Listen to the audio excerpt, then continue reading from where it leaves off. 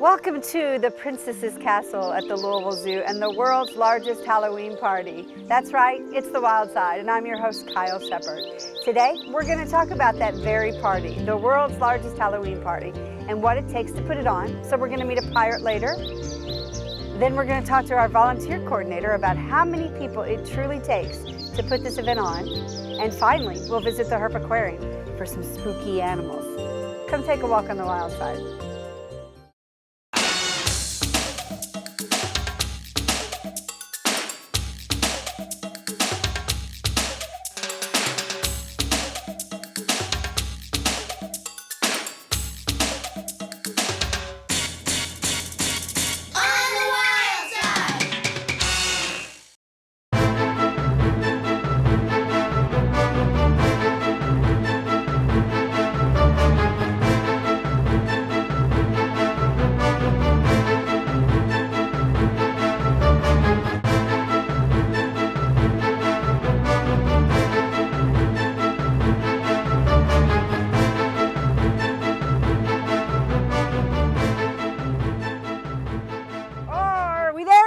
You'll know it when you see it. Whoa!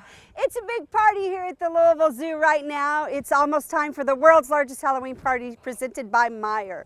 This event is known on lots of national and regional lists as the place to come for Halloween in the Ville. And we're here with the captain of the ship, Stephanie Maloney, our events manager. Takes an army of folks to pull this event off to bring you special family memories during Halloween. And we're going to talk a little bit about logistics of our largest fundraiser and the longest event that we do with Stephanie. So tell us, when did you start planning for this event? We really start about a year out, Kyle. Typically the September before, we'll start kind of gearing up and looking at the things that we're not able to make happen for this year, and we'll carry those over into the next year. And then throughout October, we kind of take copious notes about what's working, what's not working, things we can do a little bit better, and we'll take those forward into the following year as well. Excellent. So I would imagine you start ramping up about summer. Yes, midsummer, and then straight into August is really our Halloween season. Come September, every day is Halloween day. Every day is Halloween. It is Halloween around here all in September. And speaking of Halloween, it takes a village, like I said, an army of folks to pull this off, not just you and your staff. We use volunteers and plenty of partners. Tell us about that. We've got great partners that come out from as early as the setup days with UPS. They're out here every day helping us get this party rolling. So you'll see our friends in brown out here quite often. We couldn't do it without those guys. And then on each night of the event, we've got partners like PNC that brings volunteers out, and then just community members like yourselves that come out and hand out treats to the other visitors. It's great. We get a lot of community involvement. We couldn't do it without our volunteers. It takes so many of them each night and each day to put this event on. And absolutely, some of our former staff members love this event so much they come back and volunteer each night. So we know that. So as far as you've been part of this event for 11 years now. What is your favorite part about planning this event? Oh, I absolutely love getting involved and trying to figure out the logistics of it. So what should we move where? How will this flow better? How will this work better? And most importantly of all, what treats can I get on the route for you guys to come pick up? Speaking of treats, okay, how many pieces of candy do you order? Well, right now in our storage, we have 821,000 pieces of candy. By the time the event's over, it'll be over 1 million. Almost 1 million now, and soon to be 1 million pieces of candy. That's a lot. How about pumpkins? About 20 bins of pumpkins each year come, and then 400 bales of hay. So we really decorate this place up. So there's lots of details, obviously, the yeah. candy, the pumpkins. What other details or the minutia that are involved? It's the little things. It's adding jewels to our pirate area, make sure it's pretty for you guys. It's making sure our hanging Tetris pieces actually hang like Tetris pieces. Really, it's making sure the blocks are built like blocks, and, you know, our parrots have their feathers on. And the eye patches are in the right place. And the eye patches are in the right place. So, being part of this for 11 years, what is the favorite part of just experiencing an event night for you? Yeah, it's really great. I get to see a lot of familiar faces. So people I grew up with that came as kids with me then are coming now and bringing their families out. So watching the community grow each year with us and continue to come out and support us is really just the best part of it. And absolutely. So she led me perfectly into the next question. This is our 35th year for our Halloween party.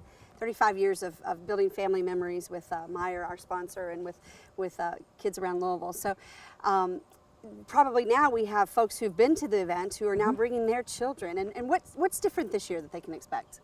We've brought about a lot of the things back that we remembered from when we were children. I came as a little girl and really enjoyed Halloween and remembered it, and came back working here as a seasonal for years. And I used to love things like the friendly ghost that would greet you across the top of admin. So that came back a few years ago. This year we added back in our witch's niche. Some folks might remember her. She used to stir her cauldron down in the islands area, and she's back this year in Glacier Run, brewing up some baddie fun for you. And you led me in perfectly too. This is not a scary event. It's not a scary event at all. It's a merry event, or a cheery event, as we like to say. So it's really a place to be seen, not scared. So speaking of, we're pirates today, obviously. I mentioned princesses and superheroes earlier. You know, there's a photo op around every corner, I like to say. So what other characters, storybook characters, can we expect? You can expect lots of them. You already kind of alluded to some of our princesses. We've got some icy cool princesses that'll be back again this year. They'll be hanging out at our Princess Castle. We got some of your favorite superheroes. So if you want to be the next great superhero, you'll be able to see some of your favorite friends down at the Herpaquarium in Superhero City. We've also got some of our little yellow pals back. They'll be running around causing trouble. And I don't want to give anything else away, but you might take a peek or two around the video game area and see a little yellow guy who might sound kind of similar to that. Pikachu. Oh, what? Yeah, maybe. So that'll be a new face that you'll get to see this year at the Halloween party as well. So you've been here for 17 years. All of our keepers have been here a long time. You've been here for 17 years, which is a very long time as well. So we've talked to you about what your favorite part of Halloween is, but what is your favorite part about working for the zoo in general? I get a great job. I get to make people happy. They come out to our events looking for a special opportunity to have some kind of special fun, and I get to put on those special events for them. So it's everything from watching the little kids come out and see their favorite princesses, to Dad come out and meet Iron Man at one of our summertime events, and to enjoying a family movie underneath the stars. I have a great fun time doing those kind of things. So thanks for all you do for building memories for the kids of Kentuckiana, and especially at the world's largest Halloween party presented by Meijer. Speaking of Meijer, we're going to sign off from the Meijer's Pirate Cove. Arrgh!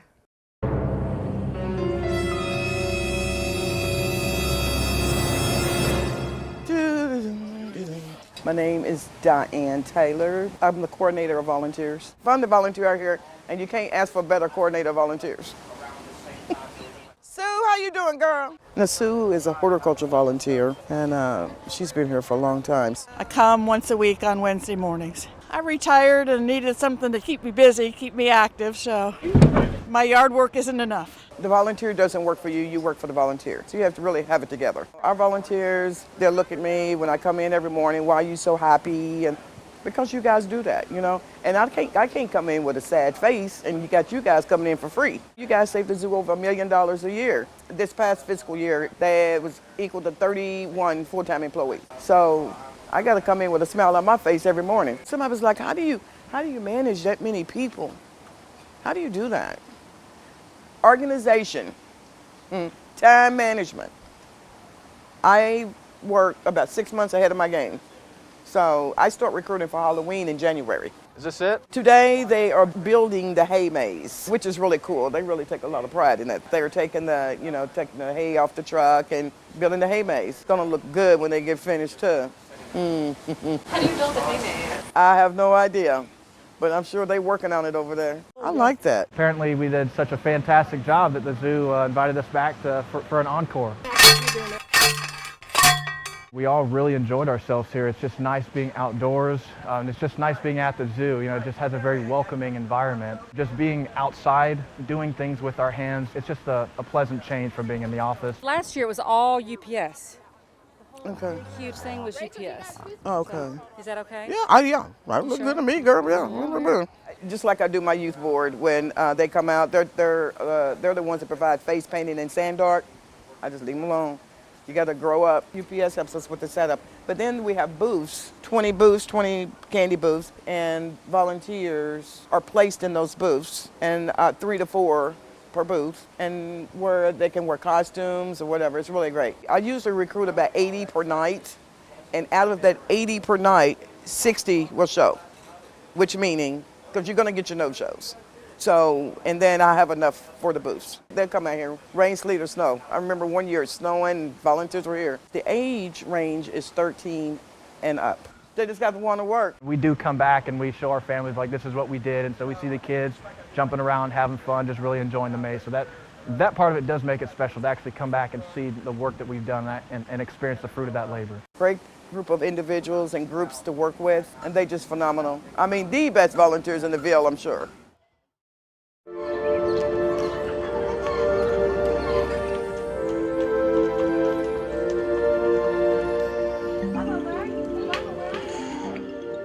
So Kendi has been introduced to her gorilla surrogate mother, Quayle.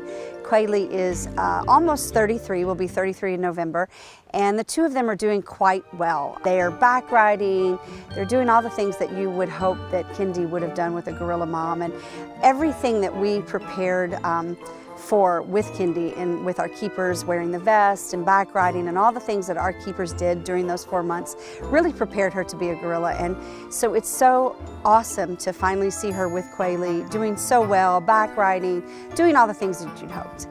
And she's not in regular rotation yet. We will tell you this, the bonding process is still ongoing, so she's not in any regular rotation, so we can't guarantee that she'll be in Gorilla Forest on a regular basis, but we will be sure to let you know when that happens.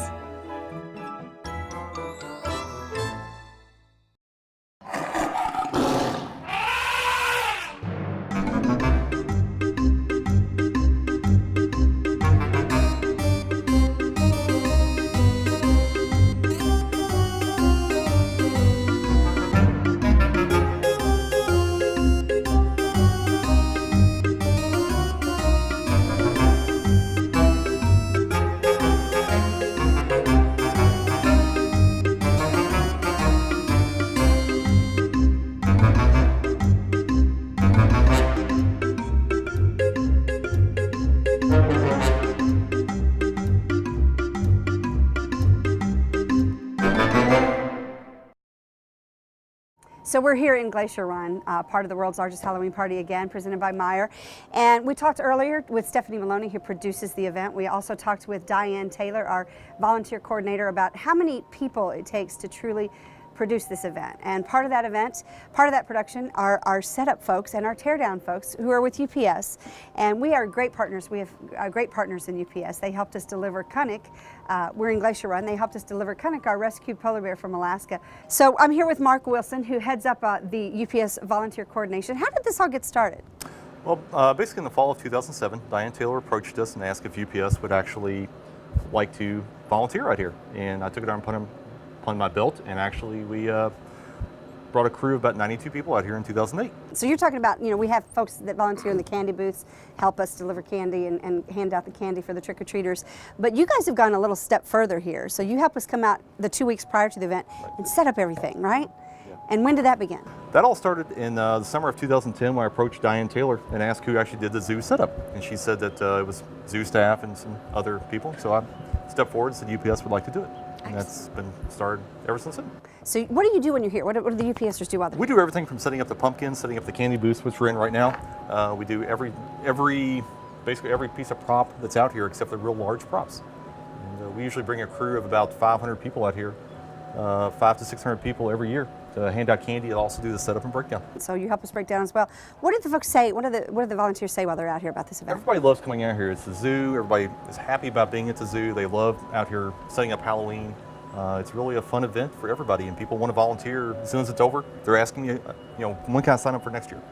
So we have a lot of returning people, been out here every year since 2008. I know volunteering is highly important to UPS. You guys have Global Volunteer Month, and that's in October, right? Right, it starts in October, the month of October, and they encourage all UPS employees to get out and volunteer throughout the community, worldwide. That's awesome. So what's your favorite part? You've been doing it for what, 8 years now? So what's your favorite part about that? I think it's just coming out here and just working, seeing different animals, setting up all the props, and just being out here helping the zoo. It's a great organization to be able to help with. And you guys are also here the first 2 weekends of each of the parties with some package handling fun that the kids can get in on and some various things. Right, we bring about 110 employees per night. That's the first 2 Saturdays and first 2 Sundays of the month.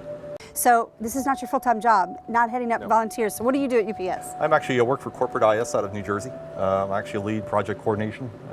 We do coordinate projects worldwide for IT. Well, thanks so much, Mark, and thank the 600 volunteers who come out every year to help us set up and tear down and deliver candy.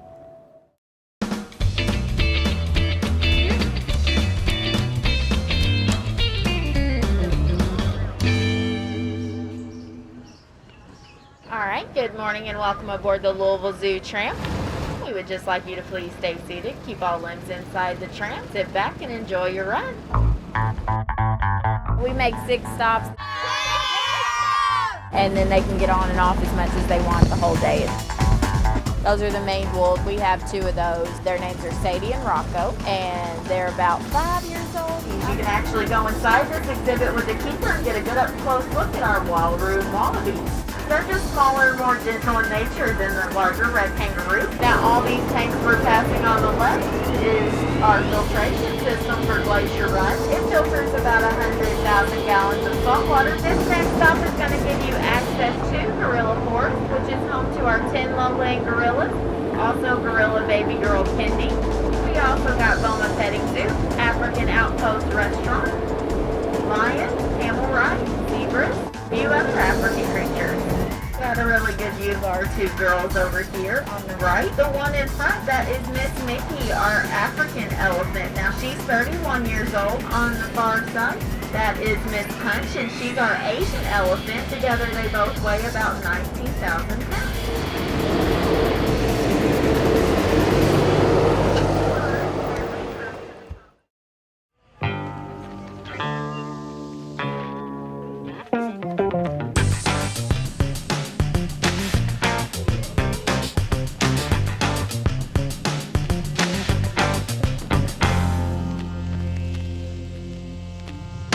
So we're at the Herpaquarium, and you know, this is the place that people often think are the scariest of our residents. Here we are with Chris Florence, our longtime keeper, Chris Florence, and who do we have? This is a Kentucky corn snake, a native snake. It's found in the central part of the state, down in the bluegrass. These are also called a chicken snake by a lot of farmers. And these guys are good pest control to have around anything. A lot of times they're found around chicken coops. That's where they get the name chicken snake. And what it is chickens, they have all that corn feed, all that nice grain feed, that attracts in a lot of rodents. So these guys come in to clean up those free rodents. And they're very, very good to have around, non-venomous, totally harmless. And they get about 4 to 6 feet long. Most of them stay on the smaller end. But they got that nice coloration and those really cool checkered bellies. Really like that black belly. He is beautiful, so free pest control. This is awesome. Yes. What else does he eat? He'll eat basically anything he can overpower. Birds, frogs, lizards, small mammals, anything that'll fit in his mouth, basically. Very, very good to have around. We have these on exhibit in the Herpaquarium in the Kentucky section, and in there with rat snakes that are also called cow suckers. Those guys work in tandem usually to do a lot of pest control for farmers. So they're definitely good snakes to have around. Excellent, excellent. So, you know, I think we're here in the month of October, of course, talking about scary animals, not so scary animals like this fellow, but I think snakes are, you know, we kind of have a learned fear about snakes, right? Yeah, I think we're kind of born with that, and it's reinforced as we get older.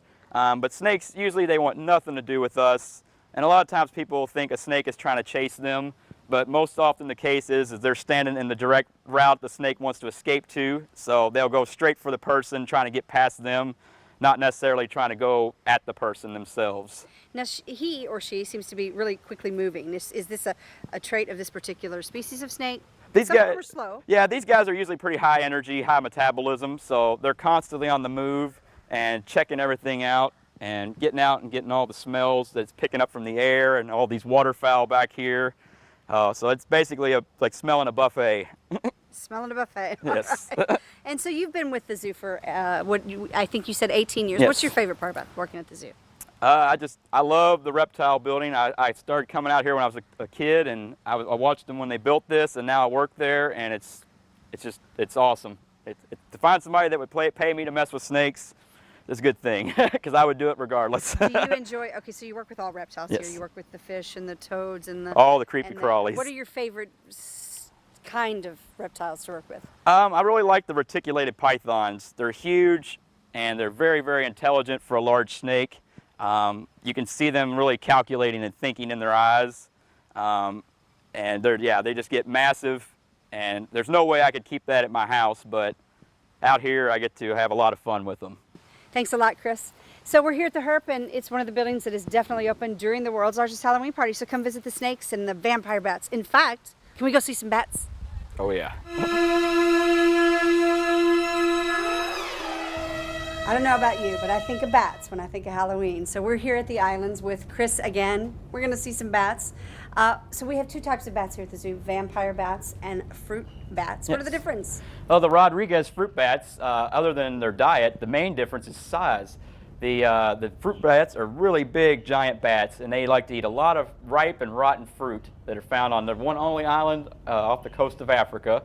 And mainly they're eating rotten fruit, ripe fruit, and that helps spread seeds from different trees and plants around the island, which provides more food for these guys. And vampire bats are very, very tiny, full grown. They weigh about an ounce apiece, and they eat just enough blood to sustain themselves every day, usually about 10 to 20 milliliters. And if they were any bigger, they'd be drinking gallons of blood, so they're the perfect size for the perfect right food to eat in nature. So the islands house the Rodriguez fruit bat, and the Herp houses the vampire bats. Yes. It's very, very dark over there. Yes, what we did was we reversed the cycle. They're active during the night, so they're nocturnal. So what we did was made it during the daytime when the zoo's open, we made that their night cycle, and then at night we turn the lights on and reverse it. So, and during the night when nobody's here, they're basically sleeping all night. So taking their day cycle, and then when the zoo's open and active, they're open and active. And we feed them during the day so everybody gets to see them hop around and fly and lap up some blood. And these are neither type of the bats that you might see fly over your head at night. So Yes. what kind of bat is that I might see at night? Those are actually just local bats. They're, that eat mainly mosquitoes and bugs. They're strictly bug eaters. So those are the good ones to have around. Luckily, neither one of these bat species are found anywhere near Kentucky, so that helps a lot. You have to go to Central and South America for the vampire bats, and the fruit bats are found off the coast of Africa on an island, so pretty far away from here. And luckily, the bats we have here are pretty small, and like I said, they do a good job of taking care of bugs, so you definitely want to keep as many of them around as you can. So Dracula's not the only place you can see bats, but these bats won't bite you. So come down to the Herp. It is open during the world's largest Halloween party.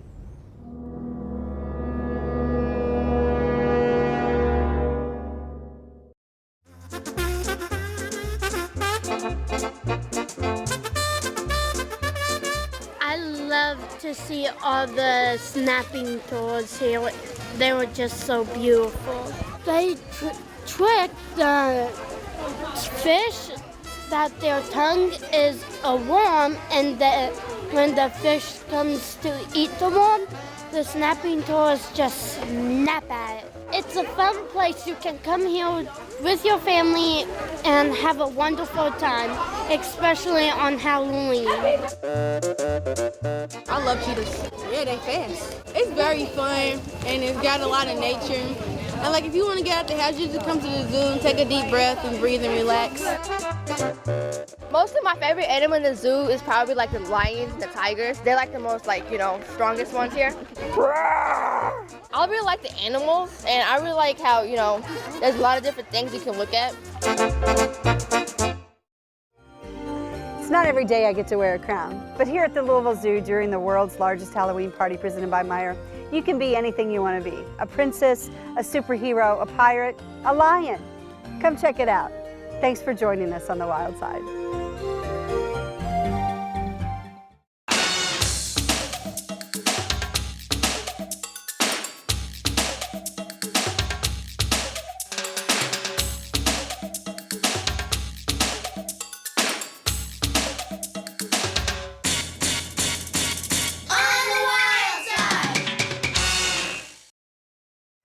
Are we there yet? You'll know when we get there. Oh wait, we shouldn't have stopped. I am here at the Louisville. Sorry. Polly want a Tootsie Roll. Smarty. We're gonna sign off from Myra's Pirate Cove. I did it wrong again. I'm sorry. Myra's Pirates Cove. Why is it so hard to say?